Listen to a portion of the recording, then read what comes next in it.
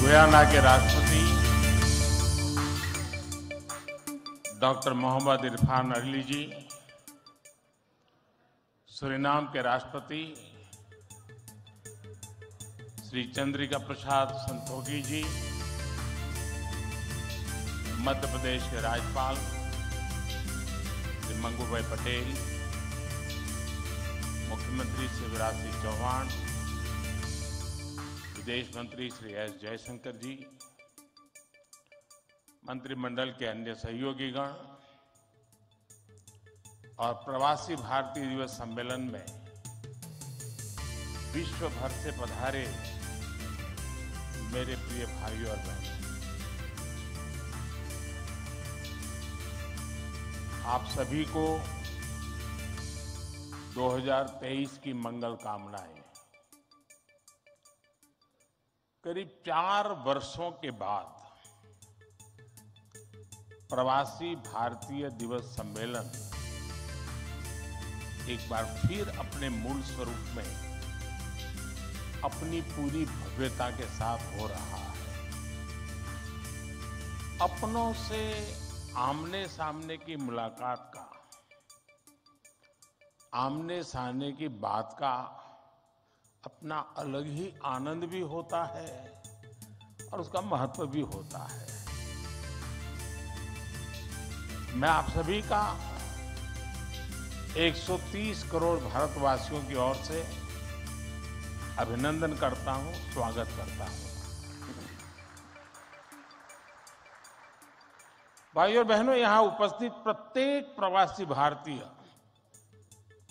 अपने अपने क्षेत्रों में और साधारण उपलब्धियों के साथ अपने देश की माटी को नमन करने आया है। और ये प्रवासी भारतीय सम्मेलन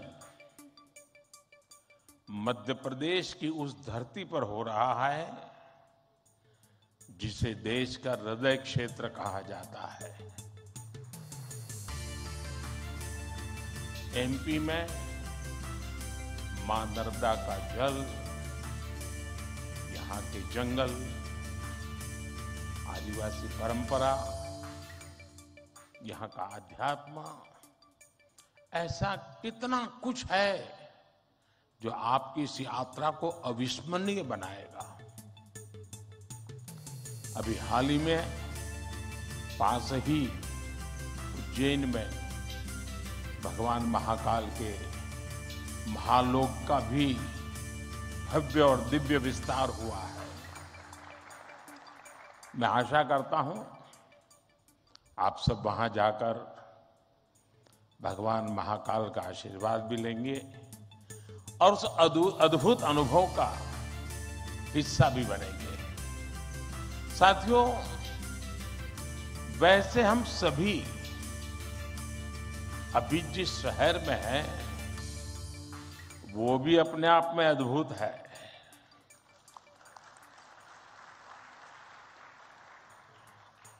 लोग कहते हैं कि इंदौर एक शहर है,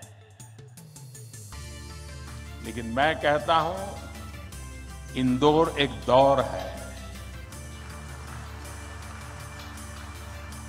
ये वो दौर है जो समय से आगे चलता है फिर भी विरासत को समेटे रहता है। इंदौर ने स्वच्छता के क्षेत्र में देश में एक अलग पहचान स्थापित की है।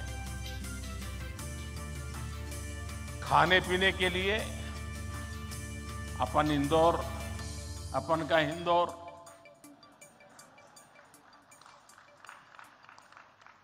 अपन का इंदौर देश ही नहीं पूरी दुनिया में लाजवाब है।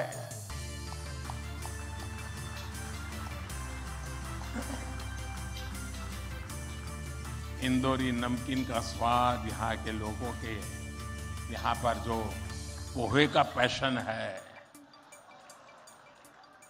साबूदाने की खिचड़ी, कचौरी, समोसे, शिकंजी,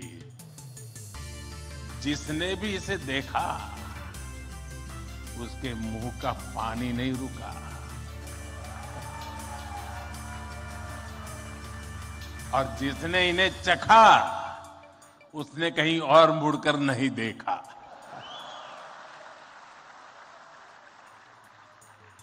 इसी तरह 56 दुकान तो प्रसिद्ध है ही, सराफा भी महत्वपूर्ण है। यही वजह है कि कुछ लोग इंदौर को स्वच्छता के साथ साथ स्वाद की राजधानी भी कहते हैं। मुझे विश्वास है यहाँ के अनुभव आप खुद भी नहीं भूलेंगे और वापस जाकर दूसरों को यहाँ के बारे में बताना भी नहीं भूलेंगे। फ्रेंड्स, दिस प्रवासी भारतीय दिवस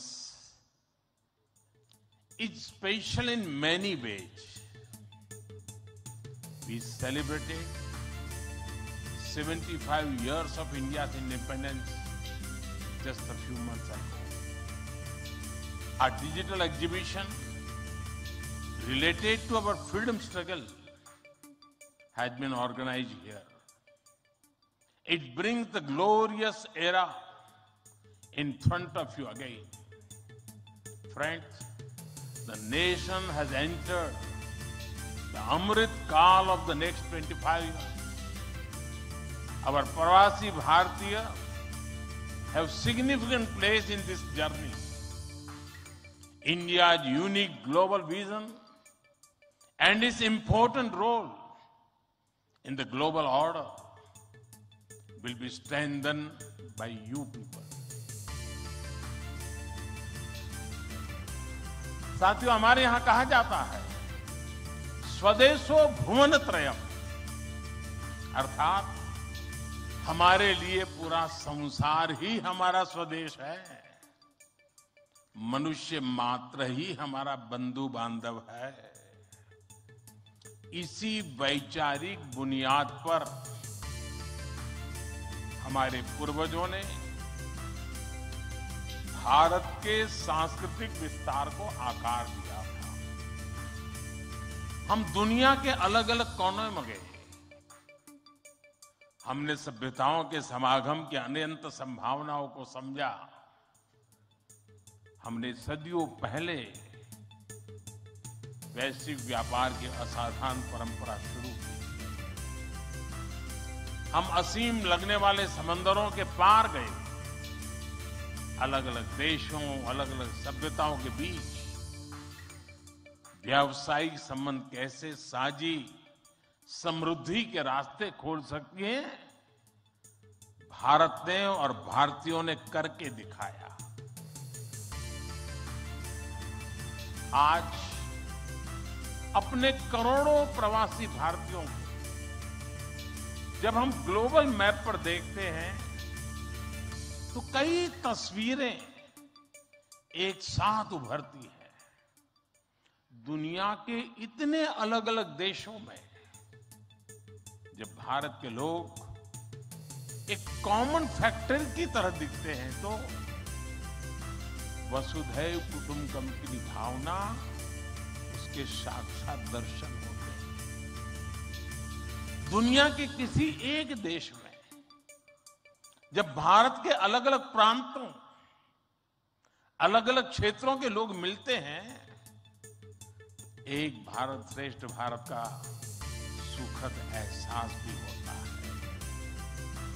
दुनिया के अलग अलग देशों में जब सबसे शांतिप्रिय, लोकतांत्रिक और अनुशासित नागरिकों की चर्चा होती है तो मदर ऑफ डेमोक्रेसी होने का भारतीय गौरव अनेक गुना बढ़ जाता है।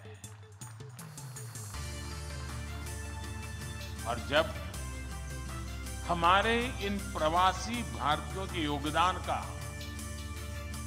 विश्व आकलन करता है तो उसे सशक्त और समर्थ भारत इसकी आवाज सुनाई देती है। इसलिए ही तो मैं आप सभी को, सभी प्रवासी भारतीयों को विदेशी धरती पर भारत का राष्ट्रदूत, ब्रांड एम्बेसडर कहता हूं। सरकारी व्यवस्था में राजदूत होते हैं, भारत की महान विरासत में आप राष्ट्रदूत होते हैं। Friends, your role as India's brand ambassador is diverse. You are brand ambassadors of Make in India. You are brand ambassadors of yoga and Ayurveda. You are also brand ambassadors of India's cottage industries and handicrafts. At the same time, you are also brand ambassadors of India's millets. You would already know that 2023 has been declared by the United Nations as the International Year of Millets. I appeal to you to take some millets products with you while returning. You also have another important role to play in these rapidly changing times. You are the people who will address the world's desire to know more about India. Today, the whole world is waiting and watching India keenly with great interest and curiosity. It is important to understand why I'm saying this. साथियों, पिछले कुछ वर्षों में भारत ने विकास की जो गति प्राप्त की है, जो उपलब्धियां हासिल की हैं, वो असाधारण है, अभूतपूर्व है। जब भारत कोविड महामारी के बीच कुछ महीनों में ही स्वदेशी वैक्सीन बना लेता है, जब भारत अपने नागरिकों को 220 करोड़ से ज्यादा वैक्सीन डोज मुफ्त लगाने का रिकॉर्ड बनाता है, जब वैश्विक अस्थिरता के बीच भी भारत विश्व की उभरती अर्थव्यवस्था बनता है, जब भारत विश्व की बड़ी इकोनॉमी से कॉम्पीट करता है, टॉप 5 इकोनॉमी में शामिल होता है, जब भारत दुनिया का तीसरा सबसे बड़ा स्टार्टअप इकोसिस्टम बनता है, जब मोबाइल मैन्युफैक्चरिंग जैसे क्षेत्रों में, इलेक्ट्रॉनिक मैन्युफैक्चरिंग के क्षेत्र में मेक इन इंडिया का डंका बजता है, जब भारत अपने दम पर Tejas fighter plane, aircraft carrier, INS Vikrant और अरिहंत जैसी न्यूक्लियर सबमरीन बनाता है, तो स्वाभाविक है दुनिया और दुनिया के लोगों में क्यूरियोसिटी होती है कि भारत क्या कर रहा है, कैसे कर रहा है। लोग जानना चाहते हैं कि भारत की स्पीड क्या है, स्केल क्या है, भारत का फ्यूचर क्या है। इसी तरह जब कैशलेस इकोनॉमी की बात होती है, फिनटेक की चर्चा होती है, तो दुनिया ये देखकर हैरान में है कि विश्व के 40% real time digital transaction Bharat में होते हैं। जो स्पेस के फ्यूचर की बात होती है, तो भारत की चर्चा स्पेस टेक्नोलॉजी के मोस्ट एडवांस देशों में होती है। भारत एक बार में 100 सैटेलाइट लॉन्च करने का रिकॉर्ड बना रहा है। सॉफ्टवेयर और डिजिटल टेक्नोलॉजी के क्षेत्र में हमारी ताकत दुनिया देख रही है। आप में से बहुत से लोग भी इसका बहुत बड़ा जरिया है। भारत का ये बढ़ता हुआ सामर्थ्य, भारत का ये दमखम, भारत की जड़ों से जुड़े हर व्यक्ति का सीना चौड़ा कर देता है। वैश्विक मंच पर आज भारत की आवाज, भारत का संदेश, भारत की कही बात एक अलग ही मायने रखती है। भारत की ये बढ़ती है ताकत आने वाले दिनों में और ज्यादा बढ़ने वाली है। और इसलिए भारत के प्रति जिज्ञासा,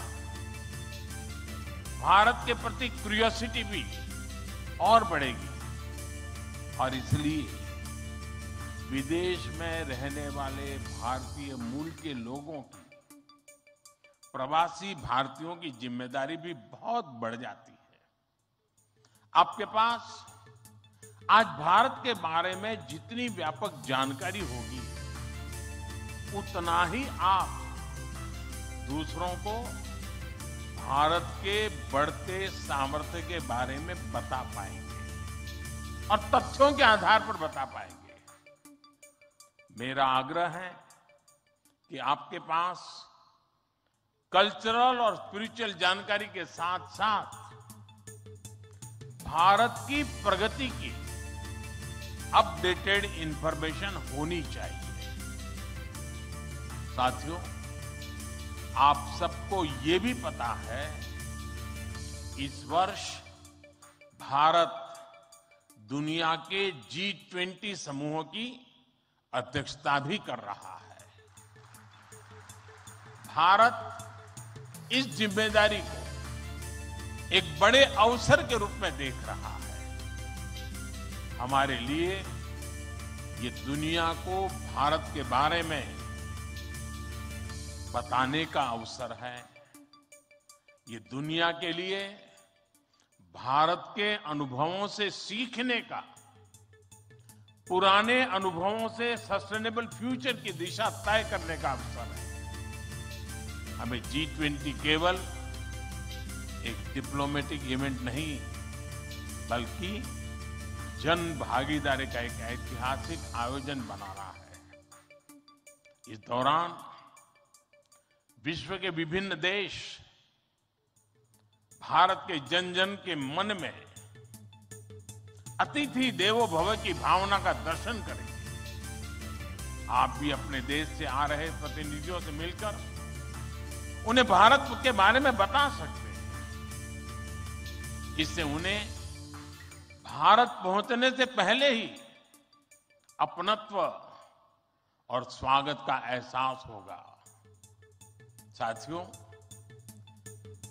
और मैं तो ये भी कहूंगा कि जब G20 समिट में, क्योंकि कोई 200 मीटिंग होने वाली, G20 समूह के 200 डेलीगेशन यहां आने वाले, हिंदुस्तान के अलग अलग शहरों में जाने वाले, वापस जाने के बाद वहां पर रहने वाले प्रवासी भारतीय उनको बुलाएं।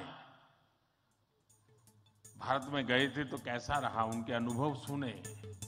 मैं समझता हूं कि उनके साथ हमारे बंधन को और मजबूत करने के लिए अवसर बन जाएगा। साथियों, आज भारत के पास न केवल दुनिया के नॉलेज सेंटर बनने का, बल्कि स्किल कैपिटल बनने का सामर्थ्य भी है। आज भारत के पास सक्षम युवाओं की एक बड़ी तादाद है। हमारे युवाओं के पास स्किल भी है, वैल्यूज भी है और काम करने के लिए जरूरी जज्बा और ईमानदारी भी है। भारत की ये स्किल कैपिटल दुनिया के विकास का इंजन बन सकती है। भारत में उपस्थित युवाओं के साथ ही भारत की प्राथमिकता वो प्रवासी युवा भी हैं जो भारत से जुड़े हैं। हमारे नेक्स्ट जनरेशन युवा जो विदेश में जन्मे हैं, वहीं पले बड़े हैं, हम उन्हें भी अपने भारत को जानने समझने के लिए कई अवसर दे रहे हैं। नेक्स्ट जनरेशन प्रवासी युवाओं में भी भारत को लेकर उत्साह बढ़ता चला जा रहा है। वो अपने माता पिता के देश के बारे में जानना चाहते हैं, अपनी जड़ों से जुड़ना चाहते हैं। ये हम सबकी जिम्मेदारी है कि हम युवाओं को न केवल देश के बारे में गहराई से बताएं, बल्कि उन्हें भारत दिखाएं भी। पारंपरिक बोध और आधुनिक नजर के साथ ये युवा फ्यूचर वर्ल्ड को भारत के बारे में कहीं ज्यादा प्रभावी ढंग से बता पाएंगे। जितनी युवाओं में जिज्ञासा बढ़ेगी, उतना ही भारत से जुड़ा पर्यटन बढ़ेगा, भारत से जुड़ी रिसर्च बढ़ेगी, भारत का गौरव बढ़ेगा।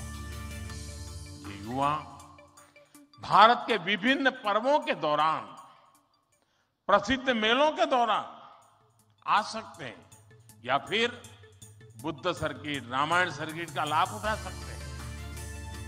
वो आजादी के अमृत महोत्सव के तहत हो रहे कार्यक्रमों में भी जुड़ सकते हैं। साथियों, मेरा एक और सुझाव है।